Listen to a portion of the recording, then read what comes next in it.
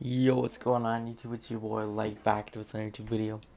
And in today's video we're going to be doing another kind of let's talk video slash review here.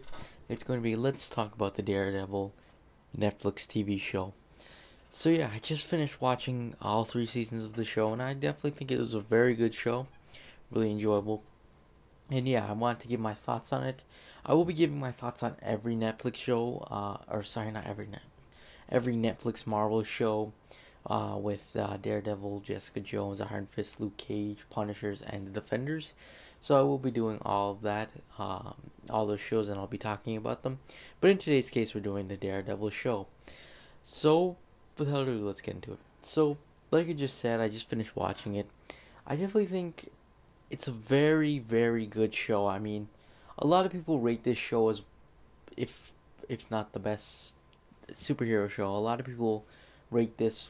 It's very highly appreciated in the superhero community. A lot of people think of this as at least a top 5 superhero or even top 3 superhero show. Personally, myself, I think of it as a top 3 superhero show. I really enjoyed it. I thought it was thoroughly enjoying. Writing was great. It was really awesome. Just a really enjoyable show. Now, the Daredevil character is a really interesting character in the comics and stuff, especially with the comics and stuff. A lot of people like this character, so that brought in a lot of stuff, especially with the Netflix show. Last time we ever saw Daredevil in any kind of live action media was the 2003 movie. So there was that, of course, and that's what you kind of had this base on. And then you see this, and you're like, "Holy crap, this is pretty cool." Now, I'm pretty sure Daredevil, the season 1, was actually the first Marvel Netflix show. And I think it did prompt in some more kind of, more shows. I kind of credit that, Daredevil kind of starting up that whole thing, even though they kind of were planning it. But I mean, kind of gave hope for the Netflix Marvel shows. Especially with some of them being bad and stuff like that. Uh, but anyways, let's go into stuff I liked. So I was a huge fan of the casting of the show. I thought it was really well in terms of the casting. Uh, First of all, Daredevil was casted 100% great. Charlie Cox does a phenomenal job as Daredevil in this show slash Matt Murdock. I think he captures everything really well, from the fighting style to the way Daredevil is to costume design to just capturing him being blind and stuff like that. And I definitely think that is definitely very good, because that's something this really captures well as well. Something the 2003 Daredevil didn't capture too well is the fact that he's blind, and the fact that what exactly his powers were. Because if you remember the Daredevil movie, for example, a lot of the times the way they showcased him hearing stuff, it would be through the radar senses, and I kind of felt that was a bit stupid. So that's why I like this a lot more, especially with the fact that you're kind of hearing everything he's hearing, in the sense, oh, I can hear a heartbeat or something like that. So I like that part about the show as well. Casting wise, again, Kingpin, I wouldn't have hired anyone else to be Kingpin. I think Vincent D'Onofrio, awesome job. Same with like Karen, Foggy, all those guys did a really fantastic job. Bullseye later on the show, he's awesomely casted. I think it's really well done. No, another thing too is another thing I like a lot as well is the show really captures well the Daredevil character. If you know, in the Daredevil comics, he is pretty much a blind guy that has enhanced senses, that is Catholic.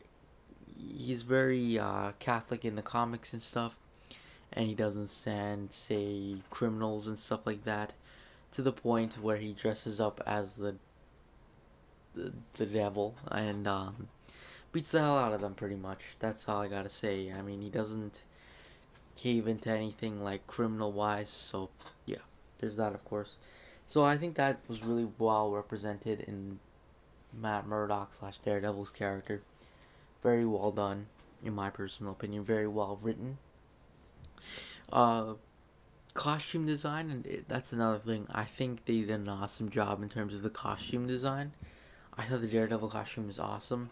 I even thought the season 1 and season 3 costume with the black mask covering his like eyes and nose, I thought that was a pretty cool costume as well. Even though it's not even a superhero costume, it's still definitely an interesting costume. I think it's very aesthetically pleasing. Personally, that's what I think. But his Daredevil costume's pretty good. The next thing would probably villains. Villains wise, it is pretty good. I mean, as I just said before, I really like Kingpin. I thought Bullseye was really good as well.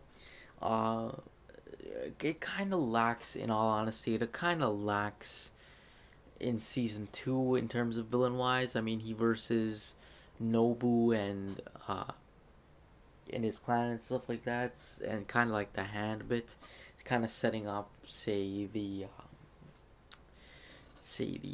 Defenders villain. So there was that, and it was just kind of like, it's a little bit boring, to be honest with you guys. I hoped Kingpin came back, but I mean, it did put some intrigue into seeing hopefully Kingpin would come back. But yeah, I like that. Uh, Another thing it did well was the characters. The characters they introduced were done really well. Just in the sense they introduced Elektra on the show and the Punisher. Now, season 2 had a lot of the Punisher in it, and actually Elektra as well, and it kind of set up a lot of things. And I liked, especially with the characters of the Punisher, I thought they did his character very well in the Daredevil show. And same with Elektra, I thought they did really a great job in that sense. Uh, yeah, so I thought that was pretty interesting. Another thing again with the writing, phenomenal writing. I must credit, like, the writing was probably on par with being one of the best things out of the show besides the acting. I thought the writing was just spot on with all characters, everything. I mean, there was never really a dull character in this show, a character that I just very disliked, just from the sense of lack of writing, laziness, or something like that. I liked all the characters in one sense, or I disliked them, but in a good way, of course. So that's something else I liked about this show was that as well. Another thing is the enjoyability of the show. This is personally my kind of opinion, but I thought the show was very enjoyable. I thought it was just enjoyable to watch, even if you weren't like watching it to see, say, writing, acting, whatever. Cinematically, if you're not watching it cinematically, it would still be definitely a very good show. I really enjoy it. I personally, per se, I watched the whole show all the way through. Didn't even look at my phone, anything like that. And I just personally just watched the whole thing easy, and it was really fun watching it. I really enjoyed it. I'm kind of bummed out that there won't be a season 4. I mean, I really wanted a season 4, especially with that cliffhanger towards the at the end of season 3.